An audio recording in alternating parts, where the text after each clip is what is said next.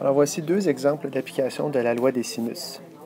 Dans le premier exemple, on connaît la mesure de deux angles et d'un côté opposé à l'un de ces deux angles. On peut donc écrire le rapport suivant.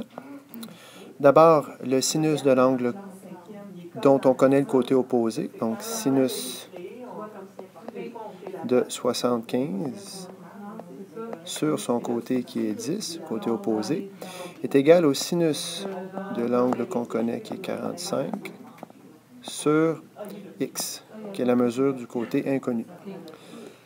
À partir de là, on effectue le produit des extrêmes est égal au produit des moyens.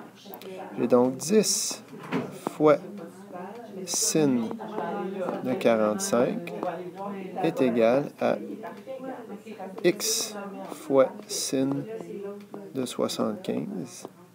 En isolant le x, on divise des deux côtés par sin de 75, divisé par sin de 75. Et là, sin de 75 ici s'annule. J'ai donc x qui est égal à 10 fois sin de 45 divisé par sin de 75, ce qui fait 7,32 mètres. J'étais en mètres. En premier exemple d'application de la loi des sinus, c'est-à-dire lorsqu'on connaît deux angles et le côté opposé à l'un de ces deux angles. Dans la deuxième application, c'est le contraire. On connaît deux côtés et l'angle opposé à l'un de ces deux côtés. Or, on écrit le